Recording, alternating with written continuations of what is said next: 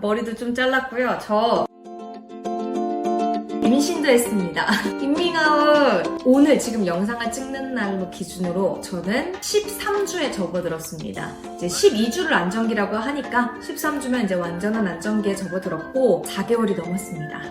감사합니다. 축하해주시고 있다고 생각할게요.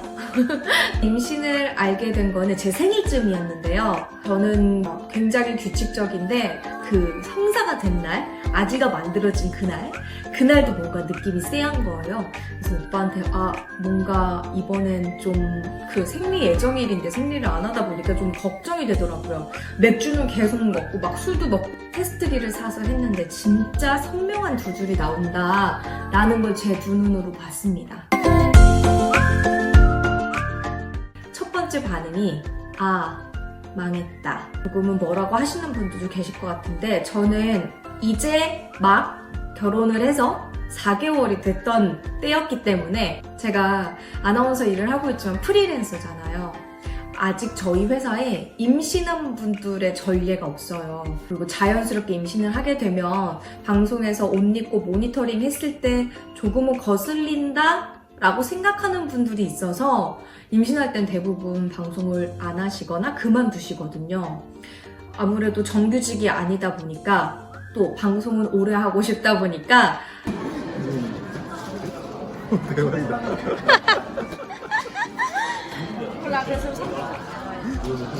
언니 시정오빠 못 봤대. 시정오빠 반응이 더.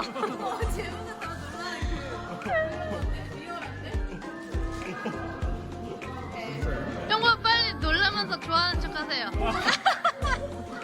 그리고 그때는 제 남편이 없었거든요. 코로나 때문에 선수촌에 갇혀 있어서 이거를 직접 말해주고 싶어서 그 다음날 이제 코로나 때문에 면회를 하러 가게 됐습니다. 근데 저희가 그 주 내내 전화통화를 하면서 나 생리 아직도 안 해 어떡하지? 오빠 생리 진짜 안 해 임신이면 어떡하지? 이런 이야기를 너무 했다 보니 오빠한테 오빠 선물이 있어 라고 했더니 바로 알아채더라고요. 임신했어?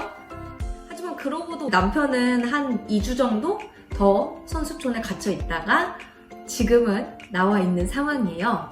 다행히 임신 초기를 남편이랑 같이 보내서 제가 좀 덜 불안했던 것 같아요. 제가 맨 처음에 동생한테 연락을 했어요. 언니 어차피 지금 병원 가봤자 아기는 없고 다음 주에 또 오라고 하니까 가지 마 라고 이야기를 하더라고요. 두 번째로 저희 엄마한테 연락을 했는데 마찬가지로 엄마도 조금 더 시간이 지나서 병원 가도 된다고 해서 그러면 그 다음 주에 가야겠다라고 생각을 했습니다. 지금 13주까지 저는 총 3번의 검사를 했어요. 첫 번째로 제일 먼저 6주쯤에 했던 검사인데요. 그건 혈액 검사였고 엄마 안에 어떤 영양소들이 충분하고 불충분한지를 알려주는 그런 검사를 했습니다. 그 검사 결과를 이렇게 여성 검진 보고서로 장황하게 받았는데요. 검사 결과 저는 다 정상이었고 저는 이 코로나19가 진짜 유행하는 2020년 3월에 아기가 생겼기 때문에 보건소를 절대 갈 수가 없었어요.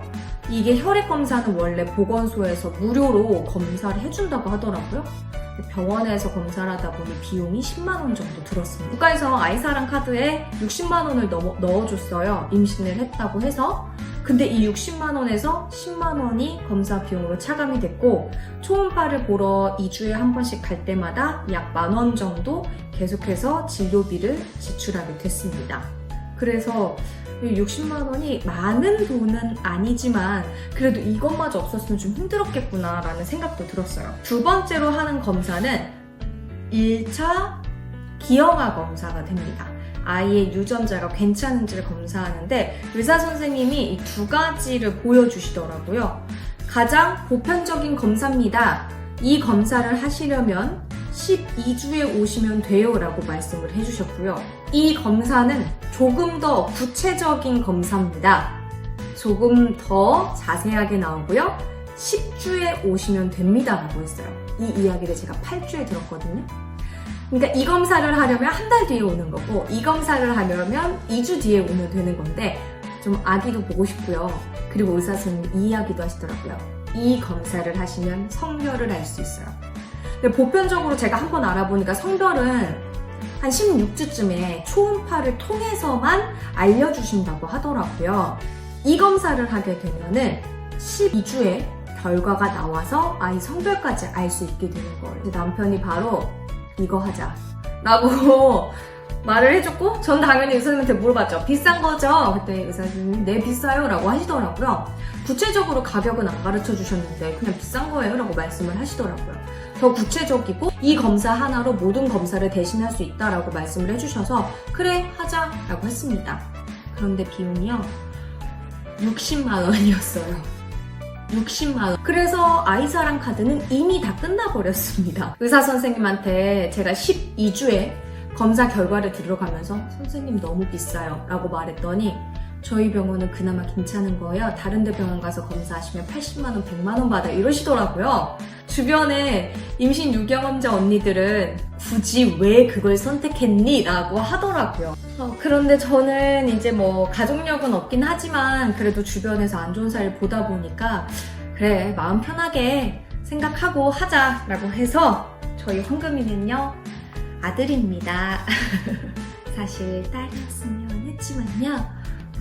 네, 저는 아들이라서 좋습니다. 그리고 나서 세 번째 한 검사는요, ENT 총 아이의 이 목 밑에 있는 이 까만 부분을 재는 거예요, 사이즈를. 그래서 이게 3cm인가? 3mm인가? 그 미만이면은 정상이다. 그리고 또 여기 코에서 뼈가, 흰 뼈가 3개가 보이면 정상이다. 이게 초음파 말고는 아이가 잘 자라고 있는지를 확인할 방법이 없어요. 그래서 자꾸 저도 13주가 됐는데 잘 자라고 있는지 괜히 한번 가서 보고 싶고 궁금하고 그렇습니다. 제가 이 테스트를 하기 전까지 임신을 했는지 전혀 몰랐던 게 증상이 하나도 없었어요. 물론 살은 쪘어요. 살은 쪘는데 이제 신혼여행 다녀오고 1월, 2월 꾸준히 살이 붙어서 이건 그냥 코로나 때문에 운동을 못해서 찌는 살이다 라고 생각을 했지 임신일 거라고는 전혀 생각을 못했고, 그래서 임신 때보다 2kg 찐 상황에서 이제 아기가 생긴 거를 알게 됐어요. 친구들이 뭐 입덧 아니면 몸살 기운, 졸림 뭐 이런 증상이 임신의 초기 증상이다. 근데 너는 없지 않냐? 그러니까 너는 임신이 아니다. 뭐 이랬었거든요. 입덧이 없었고 저는 안 먹으면 속이 니글거리고 막 울렁거려서 그 5주, 6주, 7주까지 간식을 진짜 많이 챙겨 먹었고요. 저는 짜고 맵고 자극적인 음식 별로 안 좋아하고 건강식 좋아했는데 이제 건강식은 좀 울렁거려서 짜고 맵고 좀 자극적인 음식을 임신하고 찾게 됐고요. 상큼한 걸 먹으면 좀 울렁거리는 게 내려가다 보니까 상큼한 걸 좀 찾았던 것 같아요. 그리고 저는 임신하면 먹고 싶은 걸 다 먹어야지. 다이어트 안 해도 되고 야식도 먹고, 운동도 코로나 때문에 못하고 임신 때문에도 운동을 하지 말고 산책밖에 못하거든요. 조심해야 되는 시기다 보니까 그냥 누워만 있으라고 병원에서도 이야기를 해서 먹고 눕고 자고 하다 보니까 소화가 잘 안 됐어요. 제가 체해서 밤에 잠을 깼거든요. 잠 깼는데 체해도 약을 먹을 수가 없잖아요. 그래서 매실액만 먹고 조금 좋아졌는데 그때 깨달은 게 이래서 임신해도 모든 걸 먹을 수가 없구나라고 생각을 했습니다. 인터넷 찾아보니까 많이 먹어서 살찌면 그게 또 안 좋은 거라고 하더라고요. 요즘은 좀 조절하면서 먹고 있습니다. 운전을 하면서 제가 매일 출퇴근을 하고요. 왕복 거의 2시간을 운전하는데도 아직까지는 별 무리 없이 하고 있어요. 잠은 원래 많아서 이게 임신 때문에 많은 건지 잘 구분이 안 됐는데 그냥 잠을 많이 자면 좋다고 하니까 잘 됐다 해서 이참에 잠을 정말 많이 잤습니다. 이게 임산부들의 필수템이라고 해요. 입덧을 좀 가라앉히는 약 같은 건데 칼슘으로 만들어져 있고 딱 2알 정도? 하나는 궁금해서 먹어봤고 두 번째는 그 채덧했을 때 이게 조금 또 증상을 가라앉힐 수 있다라고 해서 먹어봤는데 딱히 도움은 안 됐던 것 같습니다. 근데 정말로 여기에 소화가 잘 되고 그리고 이제 속쓰림이라든지 울렁거림의 증상을 완화시켜줄 수 있다라는 그 효능이 적혀 있어요. 그래서 임산부들의 필수템이라는 입덧이 오고 먹덧이 오고 채덧이 오는 게 엄마의 몸 입장에서는 아기가 느껴보지 못했던 어떤 생명체이고 어떻게 보면 또 다른 이제 항체? 뭐 이렇게 볼 수 있기 때문에 그래서 이제 저항작용으로 입덧이나 그런 증상이 오는 거라고 하더라고요. 그래서 저는 입덧이 없었다 보니 가끔 울렁거리고 머리가 아프면 그냥 황금이가 존재감을 과시하나 보다라고 생각했으니까 저는 이 엽산을 아는 언니한테 선물해 주려고 사뒀는데 보건소에서 공짜로 주니까 엽산은 꼭 보건소에 신청을 하셔서 뭐 주민센터를 통해서 받는다든지 지금 코로나 때문에요. 그렇게 해서 엽산은 사지 마시고 국가에서 주는 걸로 꼭 챙기시고요. 비타민 D인데 이거는 한국인에게 모두 부족하다고 하잖아요. 저는 인터넷으로 좀 저렴한 걸 찾아서 이렇게 액상으로 된 걸 찾았고 하루에 한 방울만 떨어뜨리면 돼서 10달치 정도라고 하더라고요. 그리고 종합 비타민인데 이거는 급하게 병원에서 샀어요. 병원에서 종합 비타민 괜찮은 거라고 알려주셔서 이제 여기랑 제휴를 맺었는지 이 비타민을 먹고 있고 프로바이오틱스도 이 라인으로 먹다가 바꿨습니다.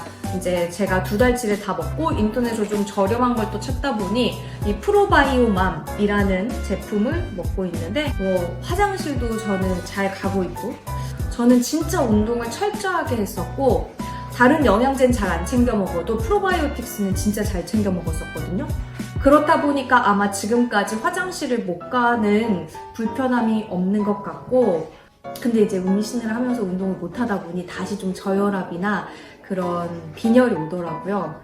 빈혈은 아기에게 혈액을 같이 공유해 주다 보니까 급하게 일어날 때 엄마의 뇌까지 못 가고 아기한테만 가기 때문에 부족해서 생기기도 한다고 하더라고요. 두통 자체가 없었는데 이 두통이 진짜 심해졌어요. 정말 심할 경우에 산부인과 가서 처방해주는 약이나 링거를 맞으면 된다고 하니까 일단 조금 버티다가 안 되면 해보려고요.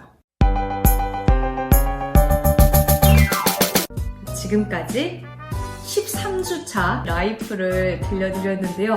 여러분은 또 어땠는지 너무 궁금합니다. 다음에 또 다른 아기 이야기를 들고 찾아올게요.